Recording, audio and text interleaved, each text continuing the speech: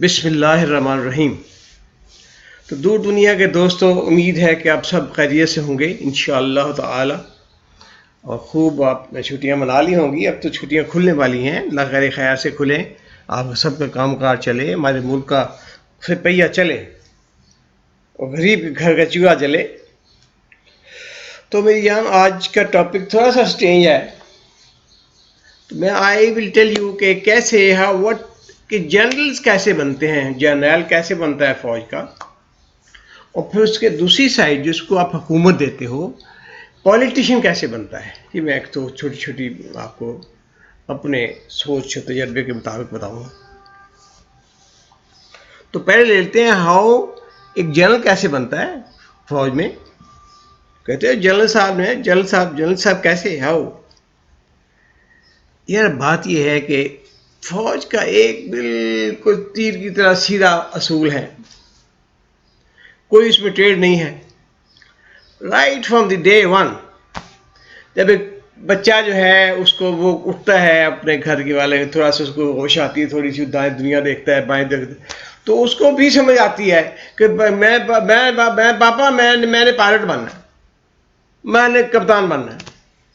اس کو بھی سمجھ آتی ہے بیسک کو کہ کون سا راستہ سیدھا ہے، کون سا ٹیڑھا ہے، اور کس میں گلیمر ہے، کس میں اچھائی ہے، کس میں بلندی ہے۔ تو وہ جب وہ شروع ہوتا ہے تو جو اللہ تعالیٰ کا نظام ہے کہ جو تم مانگو گے وہی تمہیں ملے گا۔ مجھے بتاتے ہیں گھر والے، جب میں چھوٹا سا تھا، ہارڈلی 4-5 سال کا، تو مجھے دیتا تھا کوئی 2 آنے دیتا تھا، ٹکے ہوتے تھے، ٹکے یا 2 آنے، تو آنے دوانی بڑی بات تھی ان دنوں میں، پیسے تھے کافی وہ۔ تو وہ میں کہتا تھا اپنے دادے کے پاس میں لے جاتا، تو اس کو کہتے تھے ماما، کیونکہ وہ میری ماں کا ماما تھا، ماما کہتی تو میں بھی کہتا تھا ماما۔ میں کہتا ماما یہ لو پیسے اور میرے جہاز لا دو۔ اب دیکھو وہاں بھی میرے نیچر کے اندر گھسا ہوا تھا کہ میں نے جہاز اڑانا ہے یا جہاز لینا ہے۔ تو وہ آگے چلتے چلتے جناب وہ ایسے حالات شروع ہوئے کہ بس لڑائیاں جھگڑے تو الگ اپنی جگہ تھے، جو بھی تھے وہ آپ نے سن لی ہیں، لیکن جو بیسک اس کے اندر میرے دماغ کے اندر چل رہا تھا کہ میں نے پائلٹ بننا ہے۔ تو خیر جب گرومنگ تھوڑی بہت ہوئی، تھوڑی ٹیڑھے سیدھے کیے دادے باپو نے، اور ٹکلے کو سیدھا کرتے ہیں تھوڑا لے کے، تو مجھے ٹکلے کو سیدھا کیا اس نے، تو میں اسکول سے ہوتا ہوا، کالج سے ہوتا ہوا، میں پہنچ گیا ادھر پائلٹ بننے کے لیے، فوج میں آ گیا۔ خیر سلیکٹ تو پائلٹ ہو گیا ایئر فورس میں خواہش کے مطابق، لیکن نوز نے جو ہڈی ٹوٹی ہوئی تھی اندر سے، تو وہ ٹیڑھی تھی اندر سے، تو انہوں نے کہا جاؤ ڈی این ایس کروا کے آؤ، رزلٹنگ کہ میں اس پہ رہ گیا۔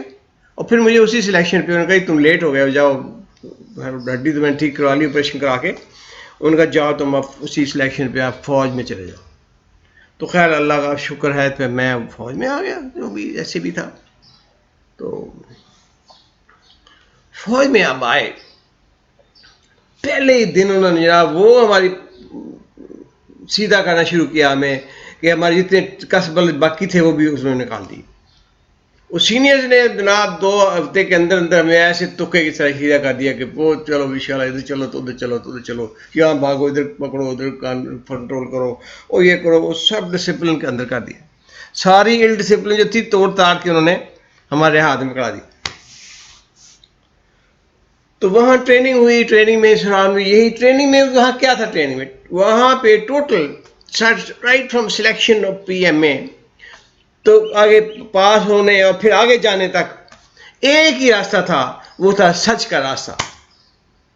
نو لائر، جھوٹے آدمی کو جہاں پکڑتے تھے باہر نکال دیتے، چاہے وہ پی ایم اے میں تھا، چاہے وہ آئی ایس بی میں تھا، چاہے وہ انیشل سلیکشن میں تھا، چاہے وہ اپنا سائیکاٹرسٹ جو اس کو پیپر پڑھتا تھا، وہ لکھتا نا ایک ہی پیپر فلاور پہ جب لکھتا تھا ایک فقرہ، تو کبھی وہ فلاور کو کاٹے میں اس میں بھر دیتا تھا، کبھی فلاور پھول بھر دیتا تھا، کبھی تو اس کی جو ذہنی سائیکی ہے وہ اس کو وہاں نظر آتی تھی کہ یہ کیا چیز ہے۔ میرے ابھی پیچھے دنوں ڈوزیر نکالا پرانا وہ سلیکشن کا، تو اس میں لکھا تھا کہ یہ تو یا تو یہ بہت اچھا پائلٹ بن جائے گا، تو یا بڑی جلدی کریش کر لے گا اپنے آپ۔ یہ ایکسٹریمسٹ ہے. تو میں تو ایکسٹریمسٹ تھا. تو بس یہ وہ اس گرومنگ کے تھرو بندہ چلتا ہے تو پھر آگے پاس آؤٹ ہو جاتا ہے. پاسنگ آؤٹ میں بھی ہم کمپٹیشن میں لگے ہوتے ہیں, کھینچا تانی کون آگے کون پیچھے, وہ چلتے چلتے جناب ایک کمپٹیشن کا ماحول بن جاتا ہے. تو جو کچھ تھوڑا سا اس میں زیادہ پڑھے لکھے ہوتے ہیں, جب بیک گراؤنڈ اچھی ہوتی ہے, جب ادھر سے اپنا کالجوں کے پڑھ کے آ رہے ہیں تو وہ تھوڑا سا فاسٹ ہو جاتے ہیں, اور جو فاسٹ ہو جاتے ہیں تو پھر وہ اپنا آگے زیادہ ترقی کرنا شروع کرتے ہیں. میرے جیسے پھاڑی پیچھے رہتے ہیں میجر, دوسرے جنرل بن جاتے ہیں. تو وہ اس کی گرومنگ جو ہے, وہ اس کی گرومنگ کی بیسک وجہ ہوتی ہے اس کی بیک گراؤنڈ, اس کے ماں باپ, اس کے ارد گرد رہنا, جو اس کو آگے لے جاتا ہے. لیکن اچھی جو اس میں اعلیٰ چیز ہے وہ یہ ہے کہ اس کے اندر شرافت اور سچائی کوٹ کوٹ کے بھری ہوتی ہے. ہر فورم پہ اس کی سچائی جو ہے ویلیٹ ہوتی رہتی ہے. تو توپ کھانے کا والے کہتے ہوتے ہیں یہ توپ جی ہے نا, یہ ہے اس کو کین مین اور لین. کین مین اور لین وہی کیوں پتہ چلتا ہے کہ جب ایک گولا فائر ہوتا ہے نا پیچھے, تو اس گولے نے اندھیرے وہ آگے جا کے ٹارگیٹ پہ صحیح جگہ جانا ہوتا ہے. اور کتنے لوگ ہیں اس میں, جی پی او ہے, اس میں گن پوزیشن آفیسر ہے, اس میں آبزرور ہے, اس کے اندر وہ فائرنگ والا ہے, لیئر ہے, اس کے اندر گن والا گن لوڈر ہے. وہ سارے صحیح سیدھی لائن پہ رکھیں گے کام کو تو گولا وہاں جائے گا. نہیں تو وہ گولا ہے وائل جائے گا دائیں بائیں, اور ساتھ ہی پتہ چلے گا یہ کمینے ہیں سارے, یونٹ صحیح نہیں ہے, ایسی کوآرڈینیشن صحیح نہیں. تو وہ اس کی سچائی جو ہے وہ نظر آئے گی, اسی وقت اس کا نتیجہ نکل آئے گا.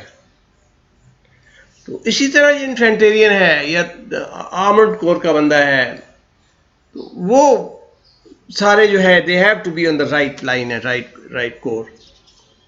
تو آہستہ آہستہ گرومنگ میں آگے چلتا چلتا جو بندہ ہے وہ سلیکشن میں آگے جاتا ہے, پھر وہ بڑے ٹف مرحلوں سے گزرتا ہے, پھر وہ ٹریننگ میں گزرتا ہے, پھر وہ کوئٹہ چلا جاتا ہے, وہاں پڑھا کے اس کا دمبار بنا دیتے ہیں. اور میں جو نہ پڑھنے والا بندہ تھا, میں نے پڑھ کے بیچ میں میرا بکرا بن گیا.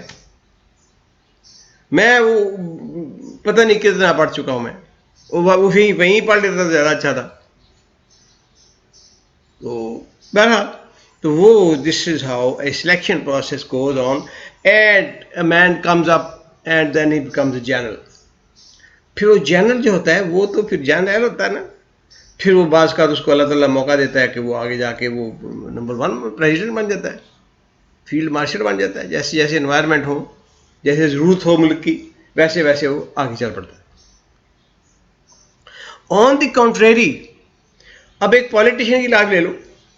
پالیٹیشین جو ہے وہ ایک پالیٹیشین ہی کا موسٹلی بیٹا ہوتا ہے, یا ایک ایسے جگہ کا بیٹا ہوتا ہے جہاں پہ ہیر پھیر اور ادھر کی ادھر تو ادھر کی ادھر کرنے کا سلسلہ ہوتا ہے. اب وہ جب سب سے اپنے باپ کو دیکھتا ہے کہ اس نے الیکشن لڑا ہے, تو اس کے پیسے کہاں سے آئے؟ اس کی تنخواہ ہے 1.25 لاکھ 1.5 لاکھ روپیہ اسمبلی میں بیٹھنے کی, اور یہاں پہ اس نے جناب خرچ کر دیا 50 کروڑ روپیہ. وہ پیسے کہاں سے آئے؟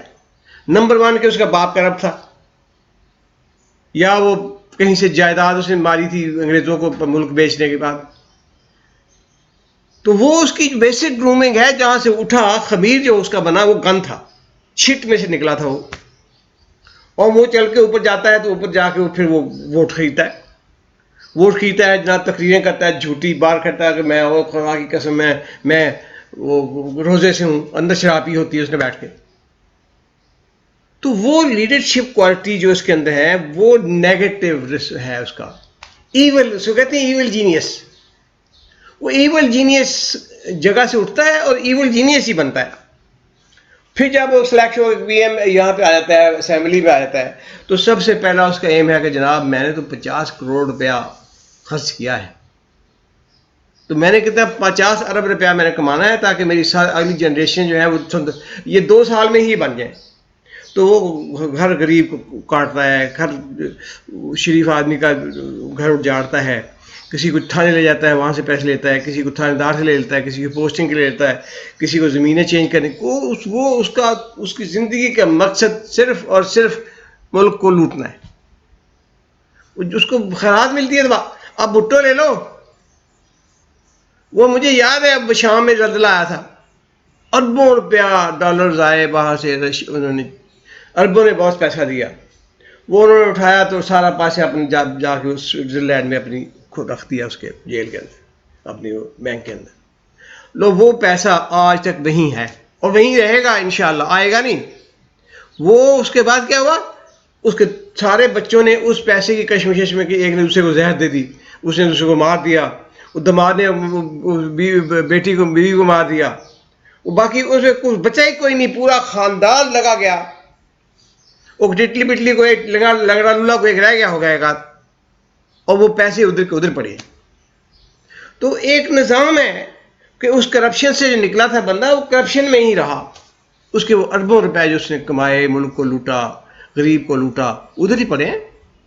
اسی طرح آپ دیکھ لو جتنے بھی پولیٹیشینز ہیں, آپ لے لو کو کیسے وہ ان کا جائیدادیں انہوں نے بنائی ہوں گی, لیکن پھر آگے کیا ہو رہا ہے, وہ پھر وہ اپنا ڈانس ہو رہے ہیں ڈیروں میں, انگریز آ رہے ہیں اور رات کو گھس رہے ہیں کمروں میں, ایک کبھی اس کے کمرے میں گھس گیا, اس کمرے میں گھس گیا, کوئی پوچھنے والا نہیں ہے, کوئی بتانے والا نہیں, کوئی دیکھنے والا نہیں ہے.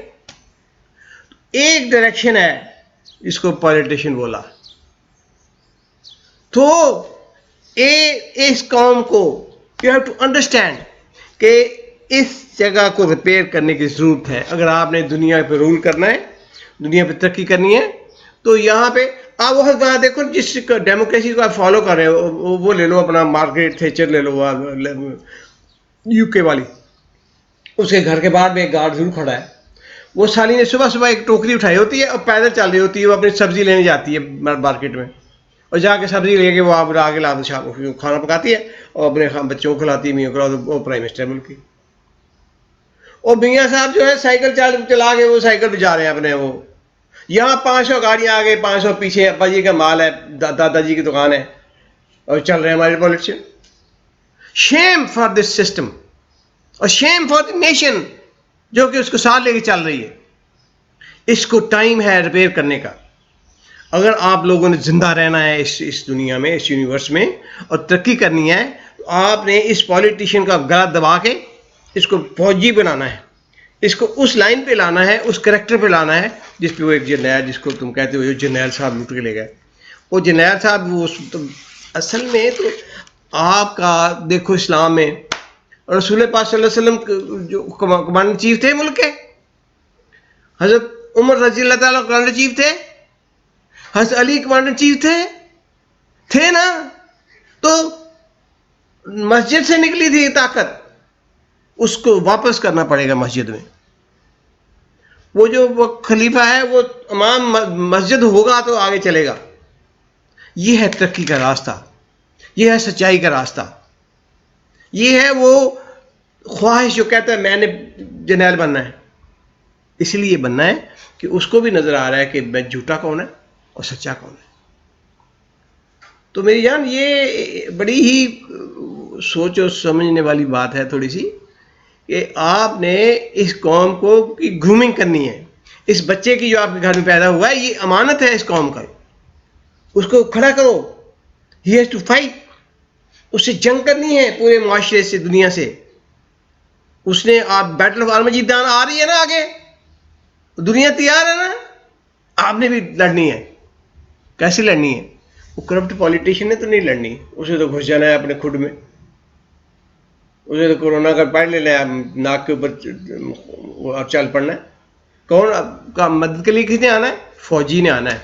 فلڈ ہے تو فوجی آ گیا, زلزلہ ہے تو فوجی آ گیا, جنگ ہے تو فوجی آ گیا, تو کورونا ہے تو وہ آ گیا. کیوں؟ اس لیے کہ وہاں سچائی بستی ہے. اس کو نہیں لڑتی جنگ, اس کو نہیں موت نظر آتی, اس کو نہیں کورونا بائٹ کرتا, نہیں کرتا. اس لیے کہ اس کے اندر سے سچائی اللہ نے ڈالی ہے اور اس کا راستہ سیدھا ہے. تو سیدھے راستے پہ لاؤ پوری قوم کو پلیز. میں درخواست کرتا ہوں سارے پیرنٹس سے, بچوں کو ڈانٹیں بھی, بچوں کو پیار بھی کریں, لیکن ان کو تکے کی طرح سیدھا رکھیں. جہاں ٹیڑھا ہوا ہے وہاں تھوڑا مارے اس کے سر میں اور سیدھا کریں اس کو تکے کی طرح.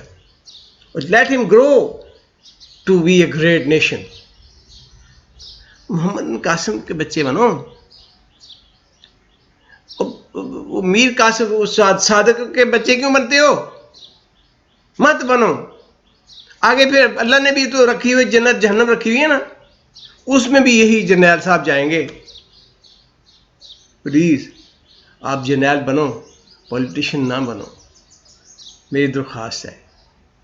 تو میرے دوستو, آج کے لیے یہ فوڈ فار تھاٹ ہے, اور ہر گھر میں ایک جرنیل پیدا کرو. وہ جس بھی فیلڈ میں جائے اس کا کریکٹر, اس کا کردار وہی ہو جو ایک جرنیل کا ہوتا ہے.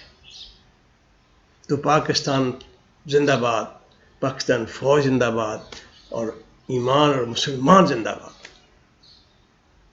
خوش رہیں. اللہ حافظ.